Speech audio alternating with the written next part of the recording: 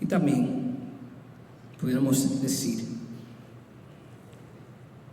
que tenemos una gran oportunidad y responsabilidad para cooperar, que es la tercera idea.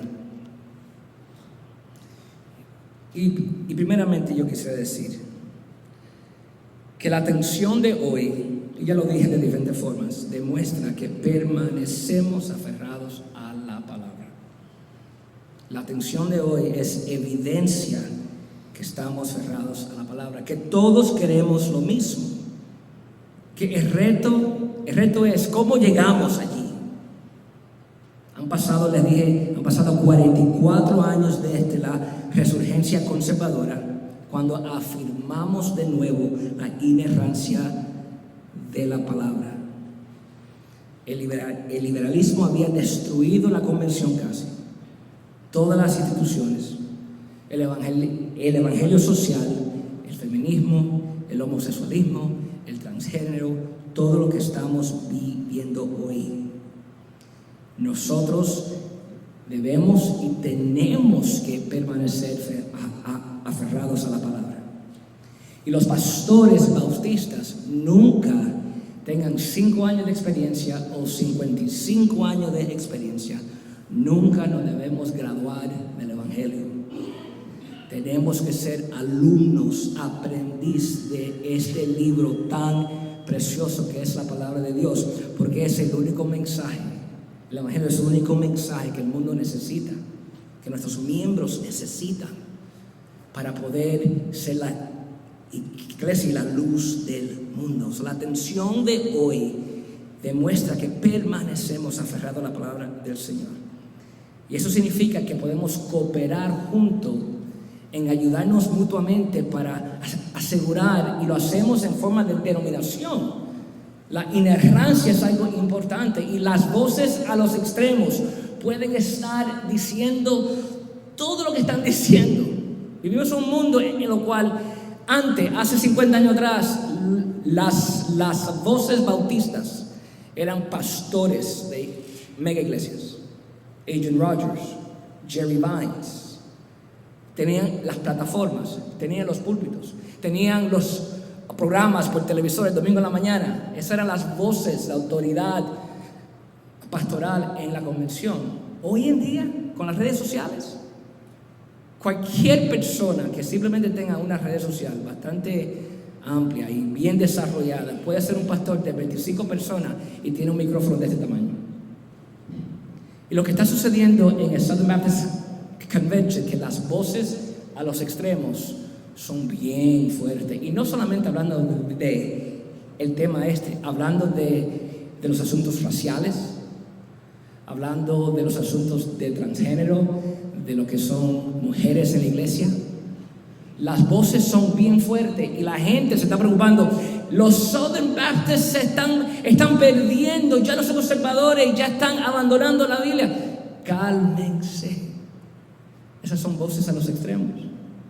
Todos al medio todavía afirmamos la inerrancia de la palabra. Todos deseamos el evangelio hasta los fines de la tierra. Todos los seminarios todavía son conservadores. Estamos caminando juntos.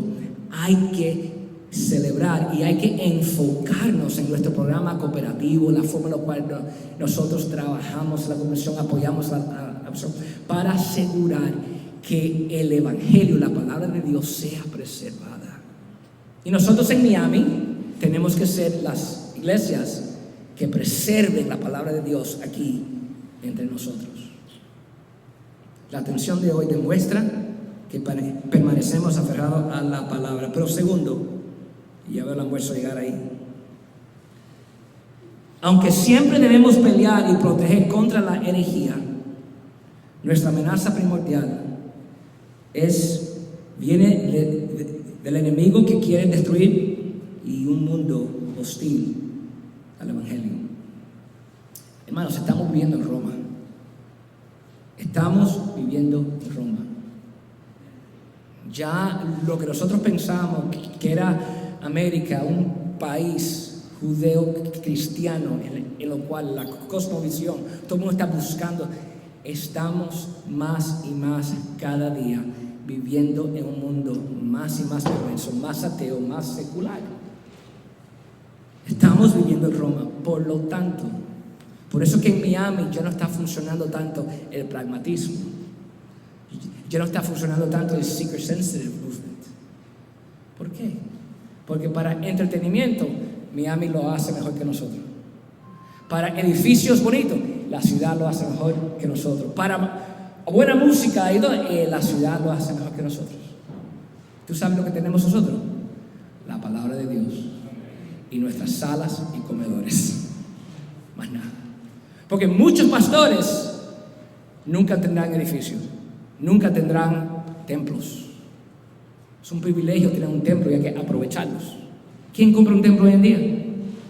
¿Y qué vamos a decir? Bueno, ya no vamos a plantar más iglesias porque no hay templo, porque no hay propiedades, porque es muy caro. No, hay que seguir plantando iglesias.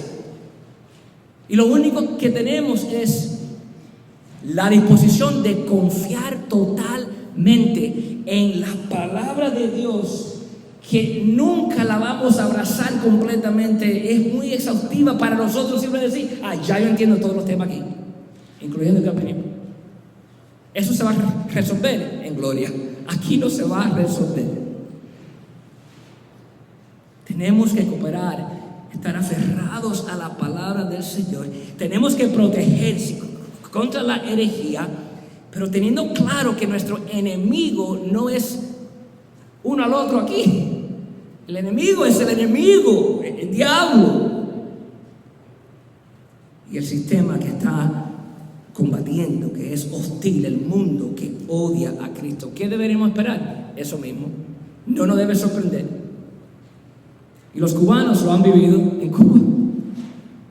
Cuando la cosa se aprieta, cuando realmente hay persecución, cuando ya no hay toda la vida suave, se predica el evangelio y la gente responde a veces diferente.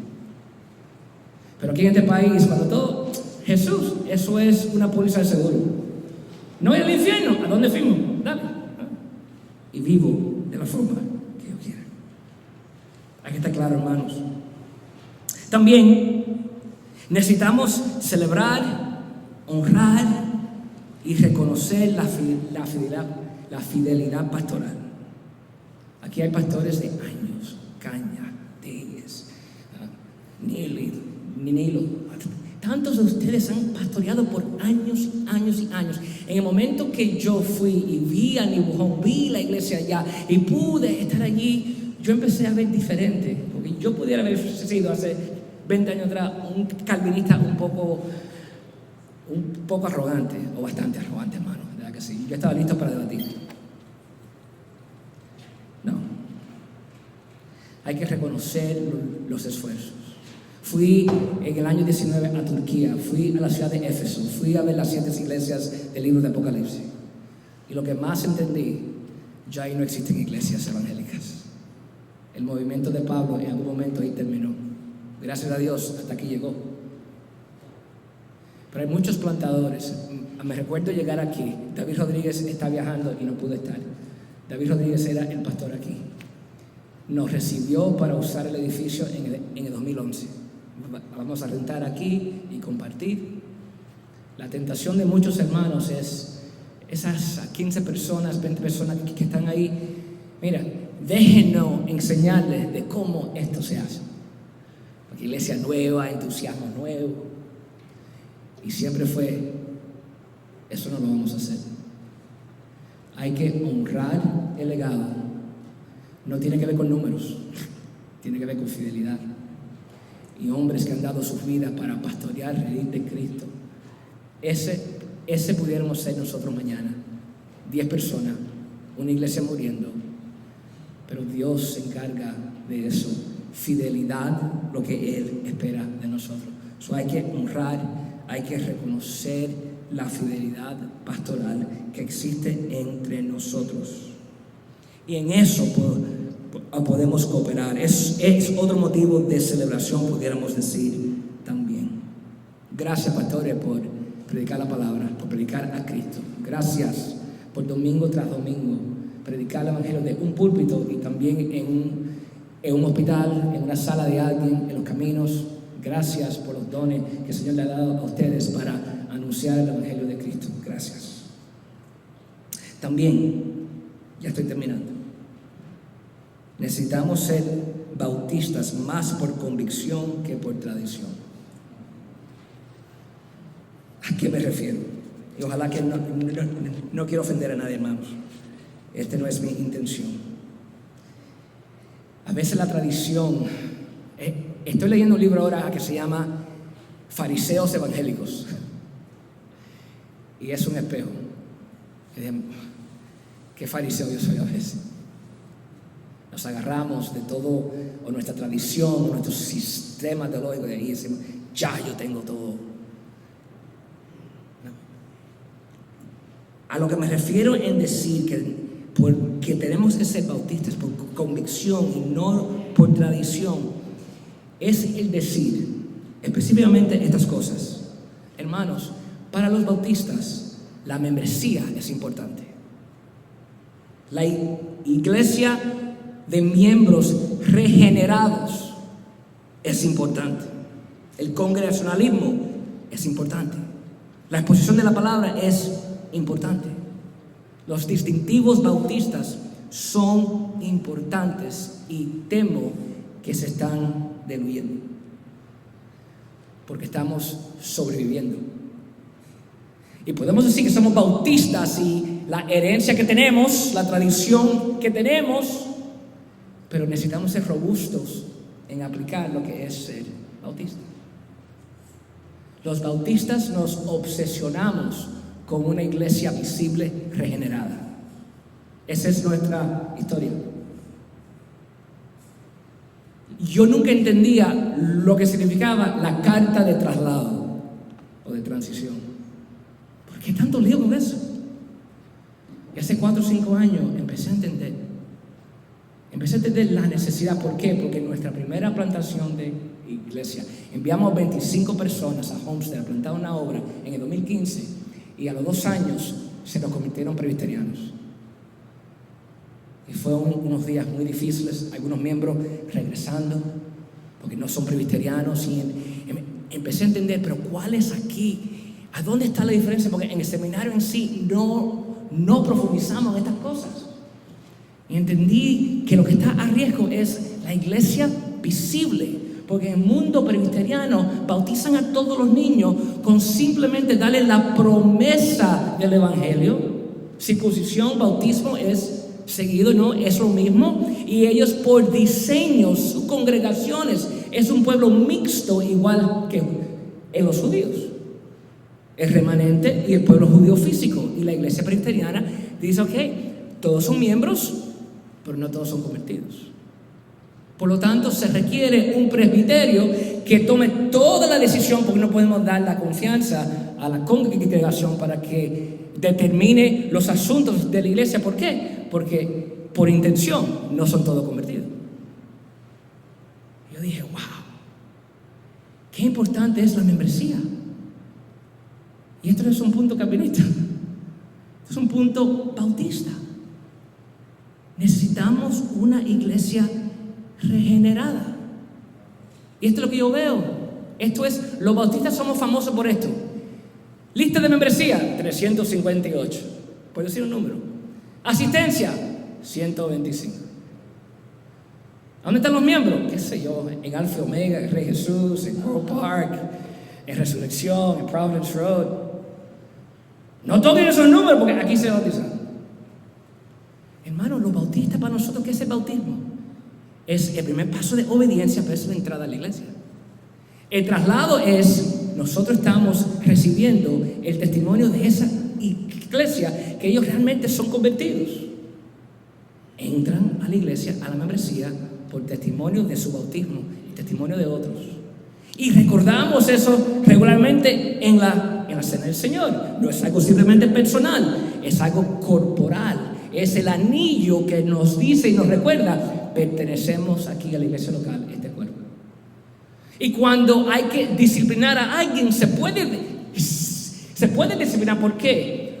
Porque reconocemos que esa persona es creyente, guardamos su fe y al extraviarse, le restauramos. Pero si no sabemos quiénes son los miembros, ¿cómo lo hacemos? ¿A quién lo hacemos? Lo que es fácil es decir, ya el problema se fue. Ya no le dimos a ese hermano. ¿Que se va para tapar? Sí. Se fue para tu iglesia. Tranquilo. Hermano, el velar por las almas.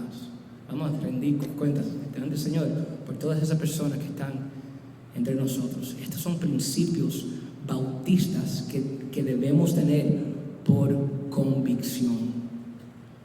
Traer la palabra a los creyentes, a los inconversos, pero la palabra, la iglesia existe primeramente para los creyentes, para equiparles, para que ellos hagan el trabajo.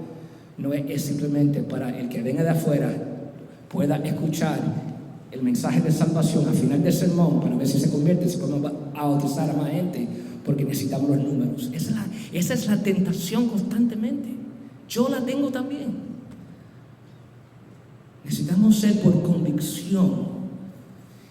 La Biblia nos demuestra más robustamente la excomunicación, la disciplina, que la entrada.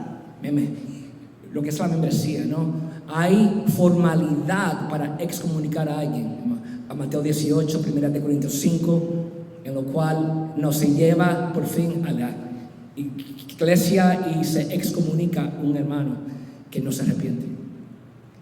Si hay formalidad en la salida, tiene que haber formalidad en la entrada. ¿Quiénes son los miembros de esta iglesia? ¿Hacia quién ellos rinden cuentas? ¿A qué pastores ellos se someten? Y a veces nosotros estamos pastoreando gente por todos lados, de quienes no somos responsables. Pastor, cásame, porque yo vi una vez una ceremonia así y me encantó como usted lo hizo. Ve a hablar con tu pastor para que él te case, porque él va a cuidar de ti. Necesitamos ser bautistas por convicción o por tradición, y también, por último, aquí, necesitamos humildad, oración y compañerismo.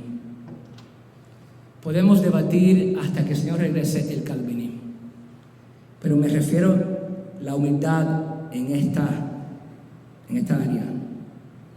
Seamos honestos, ¿cuántas personas llevamos a los pies de Cristo que ya no están? ¿Cuántos jóvenes se pierden? Decimos, ¿a dónde está la próxima generación? La iglesia está llena de ancianos y el futuro de la iglesia está en peligro. Necesitamos humildad en decir, si Dios no lo hace, nadie lo va a hacer. Y nos aferramos a la palabra, no a los sistemas. Si la palabra, podemos discutir si la palabra predicada se alinea más por aquí o por allá, lo vamos a debatir. Pero si no buscamos la palabra, no hay poder de salvación. Y si no oramos, no hay salvación. A veces predicamos acerca de Cristo, pero no predicamos a Cristo. Predicamos simplemente una fuente de información o una fuente de experiencia, y no predicamos a Cristo en el poder del Espíritu Santo. Necesitamos humildad en decir, este debate, bueno, en mi iglesia la gente nos responde. En mi iglesia, los jóvenes, muchos se han perdido. En mi iglesia, mucha gente se han descarriado y no lo he visto más. En mi iglesia, hermano, oremos, aprendamos juntos, enfoquémonos. Porque si Dios no lo hace, nadie lo hace. Nadie lo va a hacer. Humildad, oración, compañerismo. Y hermano, digo esto para ambos lados.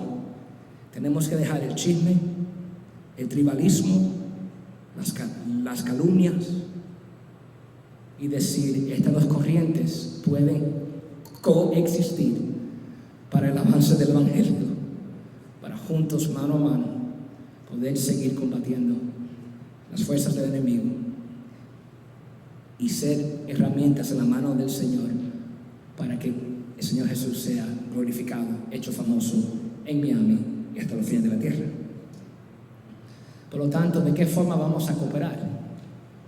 Hemos tenido razones para celebrar, razones para clarificar ciertos asuntos. Podemos tener una lista mucho más grande, pero sí terminar en la idea de que necesitamos cooperar. ¿Qué está haciendo Providence Road? Bueno, Providence Road estamos tratando. Obviamente, y también yo quisiera decir, cooperar no significa dejar tus convicciones. Ese es el problema. Si no alineamos la convicción, estamos peleados. Por eso está nuestro país como está, porque no sabemos vivir con diferencias. No estoy diciendo en absoluto dejar tus convicciones. Yo te quiero persuadir y tú a mí, hasta que venga el Señor, pero tenemos que cooperar juntos. ¿Qué estamos haciendo nosotros? Bueno, tenemos una residencia de plantación de iglesia, una residencia pastoral. Darwin González lo hizo el año pasado. Él es plantador de Getsemaní, de Felipe Rodríguez. Getsemaní y Providence Road hemos trabajado juntos para plantar a Darwin. Darwin allí está ya plantando. Moisés San Martín, Josué, que es mi hermano. Te quiero, brother. Estamos trabajando juntos porque Moisésito está en el programa de residencia. Eso es importante, buscar de qué forma en lo que Dios nos da oportunidad para poder trabajar. No son plantaciones de Providence Road. Providence Road va a plantar este tipo de iglesia, predicación positiva, prioridad de ancianos, etcétera, etcétera, etcétera. Está bien, pero estamos ayudándolos a los demás plantar en la forma, dentro del marco bautista, la forma de iglesia que ellos vean que sea necesaria, porque somos iglesias autónomas que estamos proclamando junto a Cristo. Tenemos eso. Pueden ver abajo, si quieren, The Preacher's Cave, donde estamos entrenando a las personas allí, a los residentes.